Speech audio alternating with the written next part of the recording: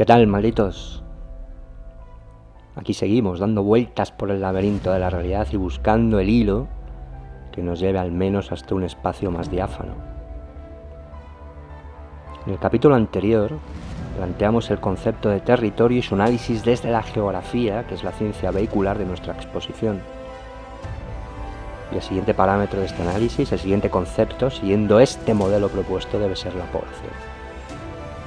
Geografía, territorio y población.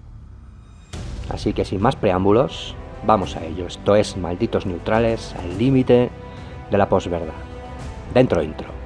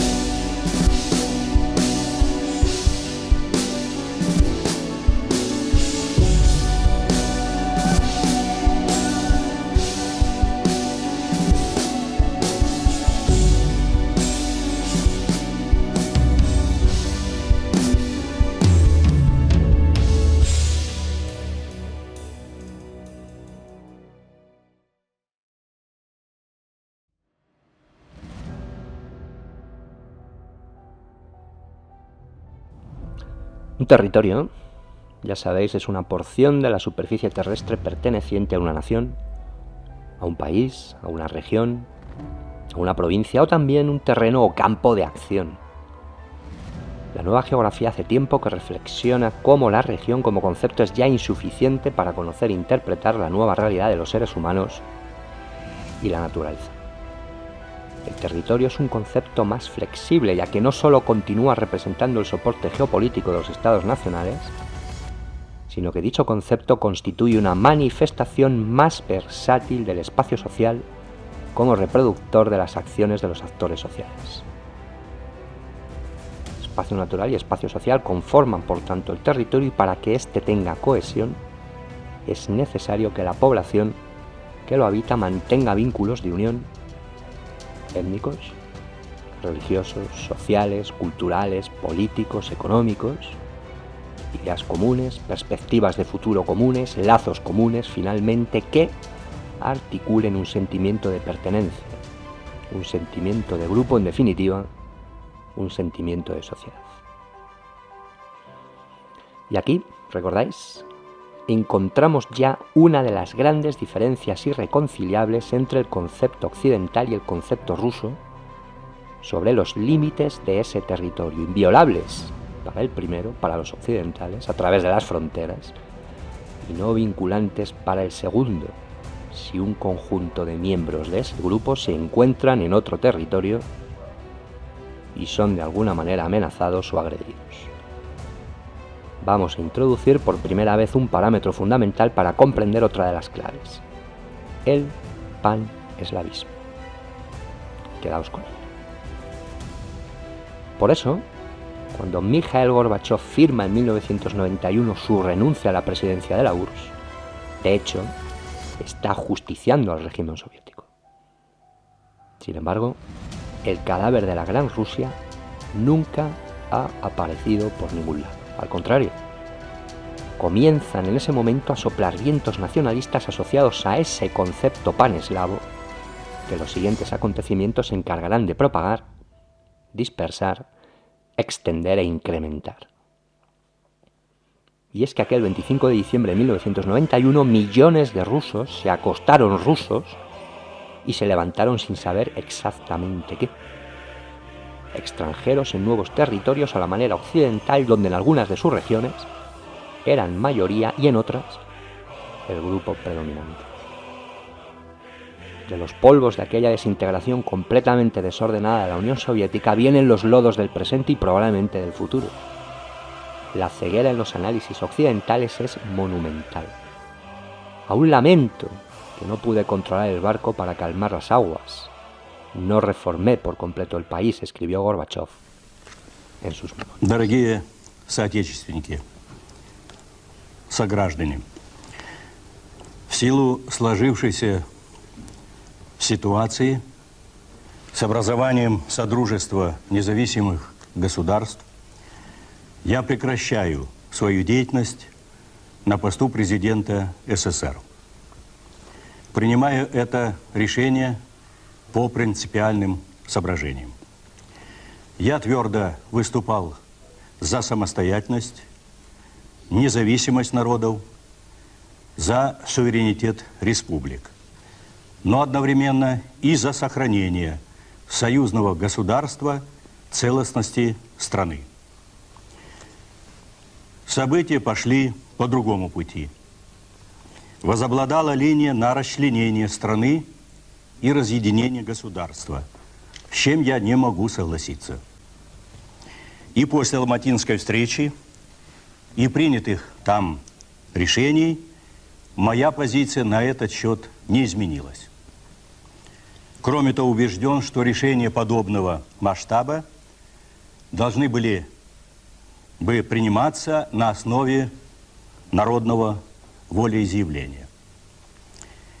Тем не менее, я буду делать все, что в моих возможностях, чтобы соглашения, которые там подписаны, привели к реальному согласию в обществе, облегчили бы выход из кризиса и процесс реформ.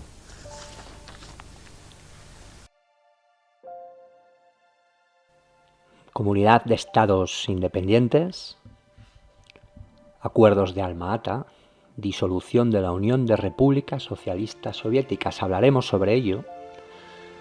Pero antes, ¿cómo llega al poder Mikhail Gorbachov? Porque lo hace cuanto menos de una forma curiosa. Si habéis revisado la brillante entrevista que el maestro José Luis Balbín hace a Gorbachov en 1998, observaréis muchas de las claves que intentamos descubrir. Las claves. La clave. Incluso eligiendo títulos, el maestro ha sido uno de los grandes. Leonid Brezhnev muere a finales de 1982 de un ataque al corazón. Nació en Ucrania, igual que su antecesor Nikita Khrushchev, al que había sucedido en 1964, y fue Brezhnev el último presidente más duradero de la Unión Soviética. Y no nos digáis que no tiene guasa que varios presidentes soviéticos nacieran en Ucrania y que esta república fuera la niña mimada del régimen. Por ejemplo, el regalo de Crimea en 1954 para celebrar el 300 aniversario de la adhesión de Ucrania a Rusia. El propio Khrushchev firmó la dádiva. Además, por supuesto, de toda el arsenal nuclear. Y no nos digáis tampoco que no tiene guasa que el primer estado eslavo oriental fuese la Rus de Kiev. Dicen que a principio de 1976 Brezhnev sufrió una muerte clínica, pero fue reanimado por los médicos, aunque las secuelas le acompañaron hasta su muerte. De hecho, y desde entonces tuvo grandes dificultades para hablar y para moverse con normalidad. Y no son pocos los que le atribuyen una incapacidad real para gobernar un régimen que empezaba a desmoronarse. Bajo su mandato se desarrollaron ni más ni menos que sucesos como la Primavera de Praga.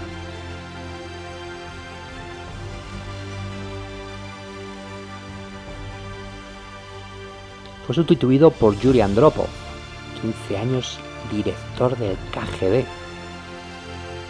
Veremos cómo esta es la única institución que sobrevivió como tal al desastre soviético, y Putin, Vladimir Putin, es un claro ejemplo. Y muy activo, Andropov, promotor de las medidas más drásticas en la primavera de Praga y uno de los cerebros en varias operaciones de la invasión de Afganistán. Afganistán siempre, siempre, siempre en el tablero, para unos y para otros. Sin embargo, Andropov solo duró 15 meses en el poder y falleció con 69 años de edad de una enfermedad renal que arrastraba desde la Segunda Guerra Mundial, siendo sustituido por el siberiano Konstantin Chernenko, con más de 70 años de edad, con un efisema pulmonar e insuficiencia cardíaca que desembocaron en una neumonía que le hizo pasar su mandato entre el Hospital Clínico Central de Moscú y los centros termales de Kislovodsk. El 10 de marzo de 1985 falleció 3 presidentes en 3 años, una metáfora terrible para un régimen en manifiesta decadencia.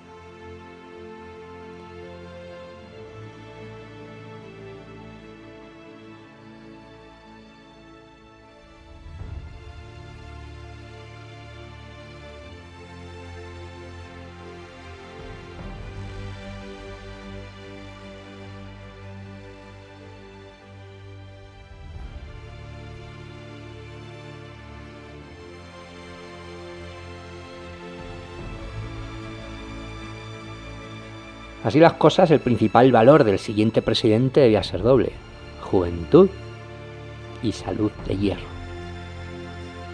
Es verdad que Gorbachov era el favorito de Yuri Andropov, pero también es verdad que no había cumplido aún los 55 años cuando es elegido secretario general del PQS y presidente de la Unión de Repúblicas Socialistas Soviéticas.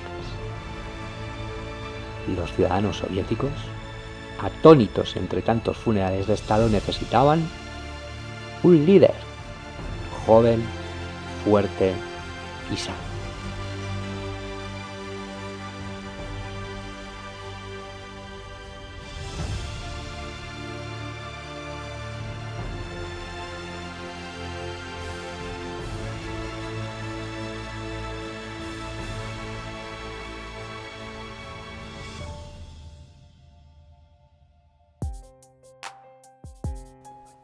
Dos palabras, dos conceptos definen el mandato de Mikhail Gorbachov. Perestroika, que significa reforma, y glasnost, que significa transparencia. Gorbachov no buscaba la eliminación del marxismo ni el comunismo. Sin embargo, conocía desde dentro el proceso de decadencia del régimen soviético y mediante las reformas y su modernización pretendió revertir el futuro. Sin embargo, relajar la censura, iniciar el proceso de libertad de expresión y permitir cierta autonomía en el conjunto de las repúblicas provocó el efecto contrario.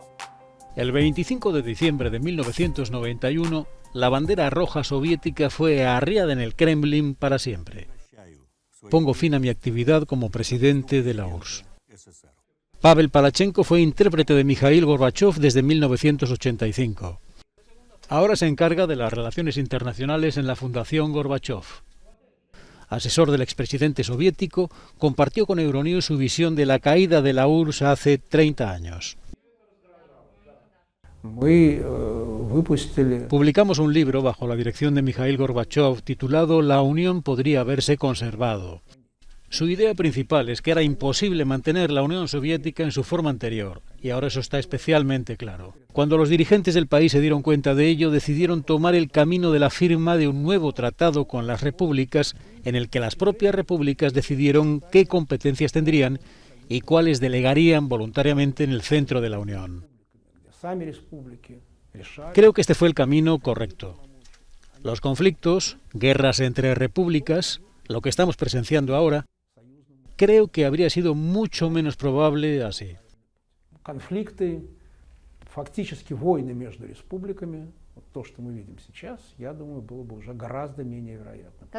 ¿Cuáles son las principales razones de la caída de la URSS? Hubo dos golpes principales, el golpe de Estado de agosto y los acuerdos de Belavetja. Estas son las dos razones principales. Por supuesto, el deseo de las repúblicas de construir sus propios estados nacionales jugó un papel. La naturaleza diversa de las repúblicas que formaban la Unión Soviética jugó un papel. Es muy difícil mantener unido un grupo tan heterogéneo de repúblicas como Estonia y Turkmenistán. Pero sin embargo creo que de alguna forma todavía era posible mantener unidas a la mayoría de las repúblicas. Los críticos dicen que una de las razones del colapso de la Unión Soviética fue el retraso en la aplicación de las reformas económicas. ¿Cómo puede interpretar esta crítica a Mikhail Gorbachev? Creo que a lo largo de los últimos 30 años nos hemos convencido de que las reformas económicas son extremadamente difíciles. Una empresa muy difícil y muy lenta, y por lo tanto, los que le critican por no haber sido capaz de hacer esto en 3, 4, 5 años, se equivocan. Aunque ciertamente hay algo de verdad. Las dificultades económicas ciertamente jugaron un papel en el declive de la popularidad de Gorbachev y en el deseo de las repúblicas de salir de esa situación por sí mismas.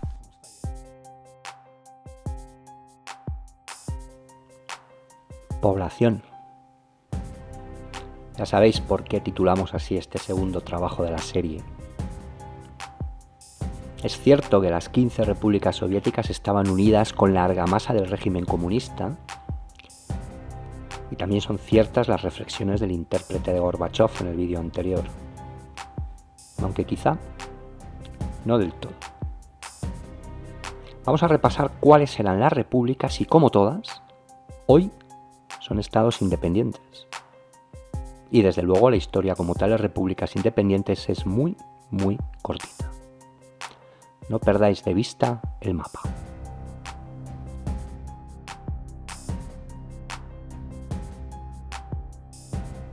En diciembre de 1922 se firmó el Tratado de Creación de la Unión de Repúblicas Socialistas Soviéticas. ¿Y qué repúblicas lo firmaron? Rusia, Ucrania, Bielorrusia y la República de Transcaucasia, que muy pronto se va a dividir en 3, Georgia, Azerbaiyán y Armenia. En 1924 se adhieren Turkmenistán y Uzbekistán. En 1929, Tayikistán. Pensad que estas repúblicas fueron escisiones de otros territorios que estaban integrados en el Imperio Ruso. En 1936 lo hacen Armenia, Kazajistán y Kirguistán. Y por último, en 1940, después de la invasión nazi, Letonia, Lituania, Estonia y Moldavia. Démonos cuenta también que son territorios que históricamente han estado segregados en varias entidades pertenecientes al Imperio Ruso, y muchas de ellas limitando con el Imperio Austrohúngaro, con la tremenda disgregación de poblaciones que todo ello generó. Pero hay un tema muy importante y muy poco conocido, porque precisamente en estos territorios frontera, recordad de nuevo, insistimos, población absolutamente disgregada en grupos, antes de la creación de la URSS, existían 7 repúblicas independientes, que se integrarán después en otros territorios y, casualidad, la mayoría están en el campo de batalla de la guerra actual en Ucrania. La República Socialista Soviética de Donetsk, Kryvyi Rog, con capital en Kharkov. Suena, ¿verdad? Los alemanes en la Primera Guerra Mundial tomaron Kharkov y la capital se trasladó a Lugansk. ¿Qué os suena? Y fue el Comité Ejecutivo Central Panruso quien inicialmente decidió que esta república existiera como tal, hasta que una vez retirados los alemanes, en esta primera gran guerra mundial, el mismo comité panruso la disolvió e integró en Ucrania. Fijaos qué punto de partida, porque pertenecía a la parte rusa. Otra, la República Soviética del Mar Negro, con capital en Novorossiysk. Suena también, ¿verdad? Muy cerquita del conflicto, esta ciudad rusa. Más la República Socialista Soviética de Odessa, con 2 gubernias. Las gubernias eran divisiones gobernativas de la época del Imperio Ruso. ¿Cuáles eran? Besarabia y Jersón. También os suena, ¿verdad? En 1919 se dividirá en la República Socialista Soviética de Besarabia, con capital en Tiraspol, con intereses rumanos y polacos, hasta que fue unida finalmente a Rumanía, pasando Jersón a Ucrania. La República del Lejano Oriente, nos tenemos que ir hasta Vladivostok, al conflicto con los japoneses de principios de siglo. La República Soviética Socialista de Galitzia. La ciudad más importante es Lviv, aunque los soviéticos nunca llegaron a ocuparla, por lo que la capital de esta república fue Ternópil. Está un poquito más al este. Polonia reocupó el territorio en las guerras polacas-rusas en 1920, pero con la Segunda Guerra Mundial pasó a formar parte de Ucrania hasta las fronteras actuales, la invasión nazi. Y hablad con polacos y con ucranianos del oeste y descubriréis historias muy curiosas, porque dependiendo quién las cuente, parecen completamente distintas. Por último, la República Socialista Soviética de la Montaña, que incluía, por ejemplo, Osetia del Norte, Chechenia, parte de Georgia, etc. Ya veremos. Y no solo esto, sino que además otras 6 repúblicas socialistas soviéticas desaparecieron antes de la disolución de la URSS, 1991. ¿Y cuáles fueron? La República Popular Soviética de Bujará, con 2 millones de habitantes, estaba poblada por tayikos, uzbecos, turcomanos y limitaba con Afganistán. En 1925 desaparece. La República Socialista Soviética de Korasmia, con capital en Jiva, desaparecía también en 1925. La República Popular de Tanu-Tuvá, que hoy es la República de Tuvá dentro de la propia Rusia, los mongoles. La República Socialista Soviética de Abjasia, con un problemón con Georgia que veremos. La propia República Socialista Federativa Soviética de Transcaucasia, que ya hemos visto, y cómo después se divide en Armenia, Azerbaiyán y Georgia. Fijaos que tenía la capital en Tbilisi, que hoy es la capital de Georgia. Otra de las líneas rojas del Kremlin y la expansión de la OTAN. Y por último, la República Socialista Soviética Karelo-Finesa, la Karelia, a la que el compositor finlandés Jan Sibelius dedicó su famosa suite, y que hoy está en la Federación Rusa, después de la firma en 1947 del Tratado de París, por el que Finlandia renunciaba a cualquier reclamación sobre el territorio, y por eso es otra de las líneas rojas del Kremlin respecto a la expansión de la OTAN por los países escandinavos. Vaya galimatías. Y Gorbachov quiso dar autonomía e independencia en las decisiones de las repúblicas. Y de nuevo, vaya galimatías. Porque era absoluto, y a río revuelto, ganancia de oligarcas, de un lado, del otro, y por supuesto del de más allá. Y lo peor de todo es que sigue exactamente igual, o peor. El 15 de marzo de 1985, Gorbachov es presidente de la Unión de Repúblicas Socialistas Soviéticas. En diciembre de 1986 estalla la revuelta de Alma-Ata, capital de Kazajistán.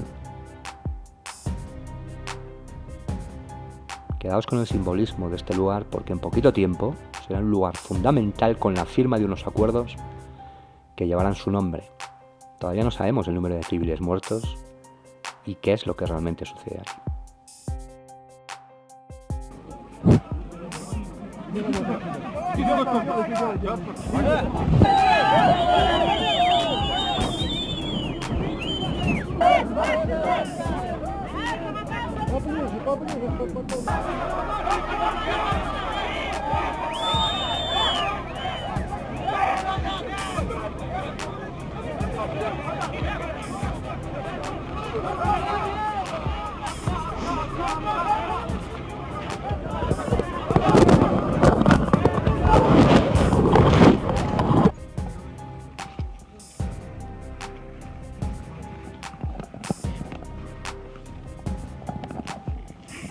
Где пленка все, ребята? У кого?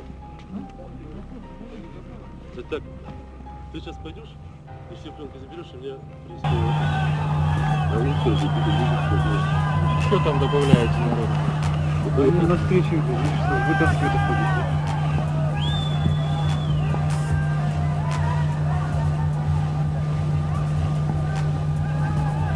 Febrero de 1988, Nagorno-Karabaj.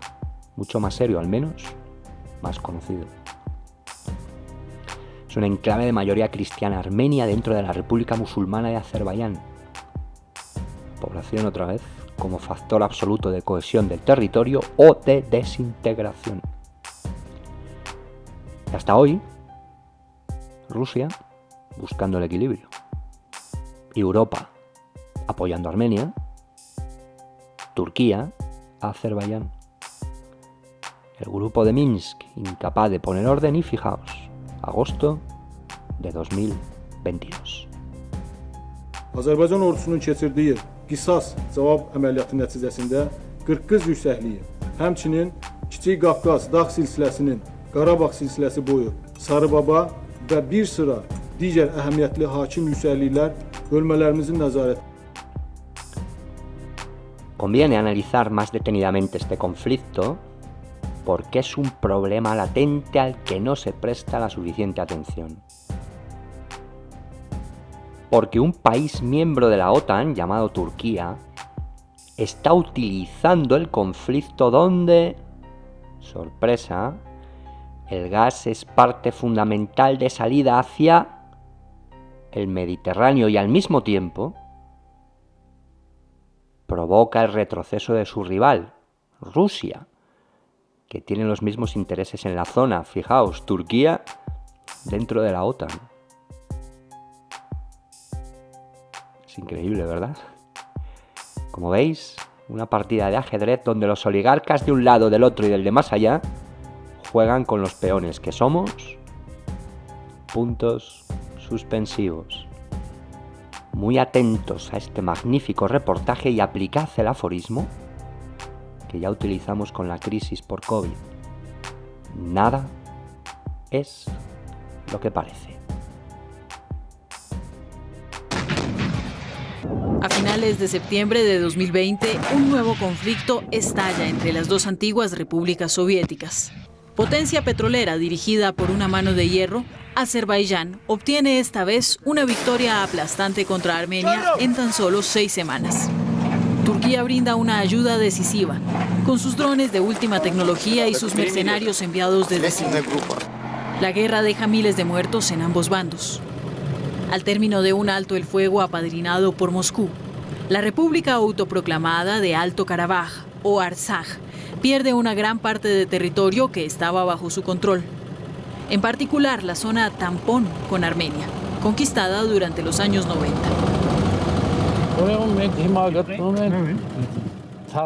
El pueblo de Karabaj se extiende sobre 7 kilómetros.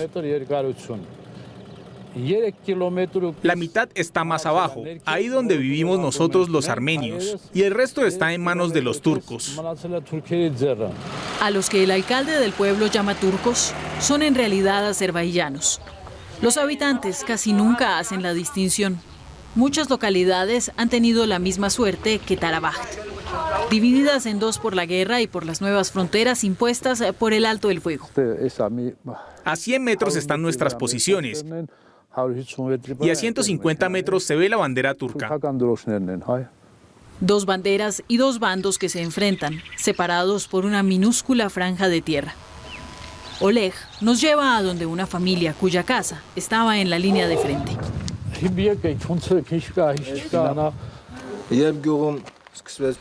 Cuando empezaron las operaciones militares en la zona, los muchachos del pueblo organizaron nuestra defensa.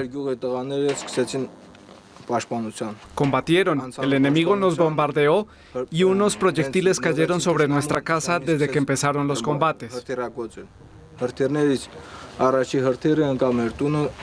En los campos, en los alrededores, todavía se ven las hendiduras dejadas por los tiros de artillería. Se necesitarán largas semanas para poder llevar a cabo una reconstrucción. Aquí cayó un proyectil. Mi cama ardió en llamas. El techo se derrumbó. Todo quedó destruido. Pero más allá de las destrucciones, a Liana le preocupa la proximidad del enemigo. En toda la historia de Armenia, Tarabash nunca había sido conquistada por los turcos. Nunca nos habríamos imaginado que una cosa así fuera posible, que los turcos pudieran llegar hasta aquí. Los turcos están ahí. Ahí, están en todas partes. Pero nosotros nos vamos a quedar, porque esta es la casa que construimos. Muchos pueblos de la región cayeron en manos de Azerbaiyán. Nos dirigimos hacia la ciudad cercana de Martouni, donde hubo importantes destrucciones durante la guerra. Martouni y su región quedaron particularmente afectadas. Los trabajos de reconstrucción avanzan con lentitud. Los problemas ligados a las infraestructuras son importantes, en particular en cuanto al suministro de electricidad y agua. El trabajo no falta en Martouni, tal como lo muestra este cráter en medio de un terreno de fútbol, vestigio de un bombardeo. Miembro del gobierno del Alto Karabaj, Haik Kanumian también participó en el conflicto encabezando una brigada de 70 hombres. No parece creer en una paz duradera. En esta región siempre hemos tenido guerras. Hay una nueva cada 25 o 30 años. No creo que sea posible recuperar territorios a través de medios pacíficos sin tener que recurrir a la guerra.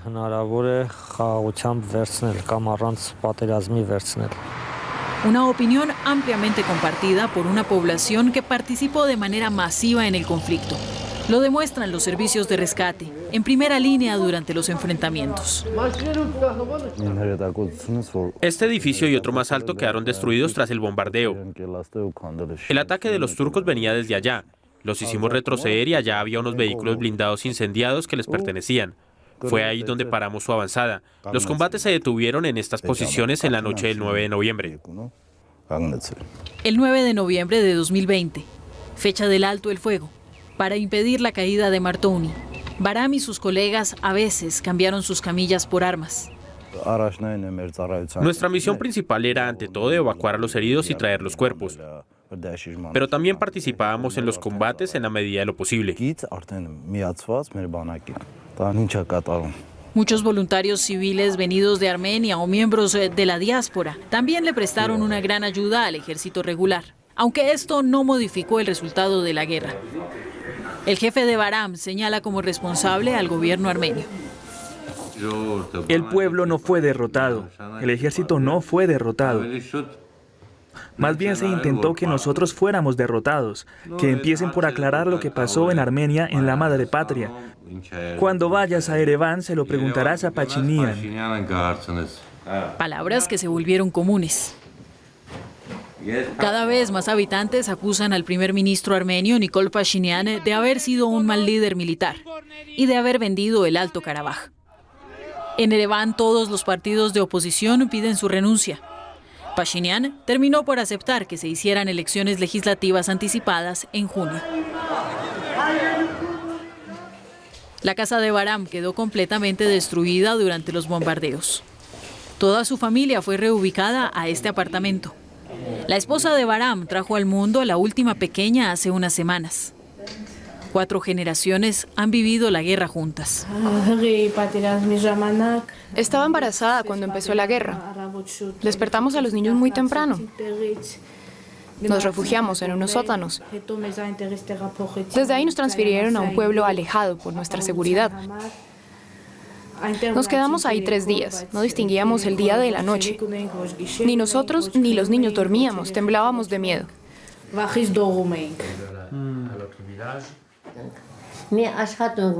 Ojalá podamos tener un respiro para educar dignamente a nuestros hijos, para que tengan una oportunidad de triunfar. Solo queremos eso, paz.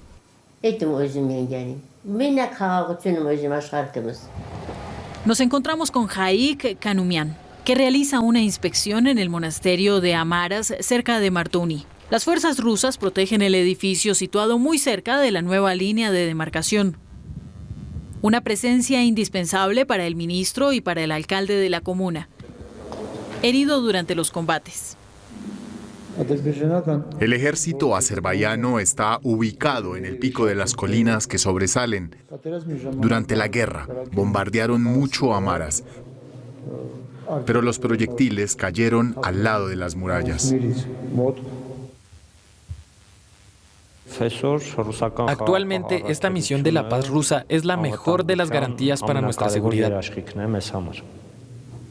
En el exterior, los militares rusos pasan desapercibidos, pero están muy bien desplegados alrededor del monasterio. Moscú envió cerca de 2.000 soldados a la región para garantizar el alto el fuego.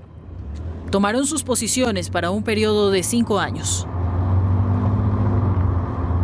Los rusos controlan el corredor de Latsin, único punto de paso que conecta a Armenia con la capital del Alto Karabaj. En el camino es imposible no verlos en la entrada de Shoushi, que retomó oficialmente su nombre turco, Shousha.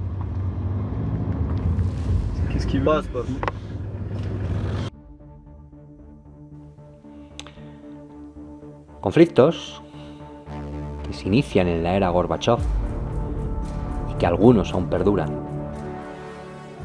Y no fueron los únicos. Georgia en 1989, Transnistria en Moldavia también en 1989 y de gran actualidad, y por supuesto los países bálticos. Lo analizaremos en el próximo capítulo, además en profundidad. Es cierto que vamos muy despacio, pero el momento es de tal trascendencia para Europa que no queda otra. Y como podemos comprobar, es imposible que un territorio esté cohesionado si no lo está su población. Y la Unión de Repúblicas Socialistas Soviéticas escondía en la mayoría de ellas problemas étnicos, religiosos, culturales, lingüísticos, sociales, históricos, que una vez deshecha la argamasa comunista, hicieron saltar por los aires las costuras del régimen. Y las élites dirigentes de cada una de ellas transformaron las soflamas comunistas en cantos nacionalistas con un único objetivo: mantenerse en el poder. Incluso en territorios donde las brechas étnicas, religiosas, culturales, lingüísticas, sociales e históricas dividían a los grupos que los habitaban, allí también prendió la llama nacionalista. Por cierto, esas brechas todavía continúan. Además, desde fuera, los oligarcas occidentales se frotaban las manos. Una ingente cantidad de recursos naturales y materias primas quedaba libre para ser explotada. Y todo un mercado de negocio abría sus puertas de par en par. Tan solo era necesario encontrar a la figura adecuada para liderar desde dentro otra revolución. Lo veremos en los siguientes capítulos. Como siempre, un placer y muchísimas gracias por vuestro apoyo. Esto es Malditos Neutrales, al límite de la posverdad.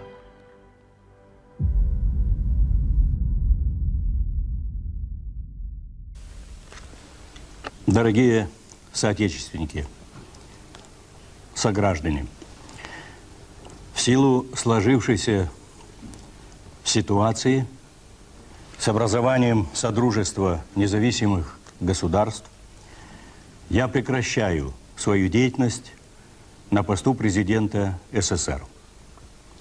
Принимаю это решение по принципиальным соображениям. Я твердо выступал за самостоятельность, независимость народов, за суверенитет республик.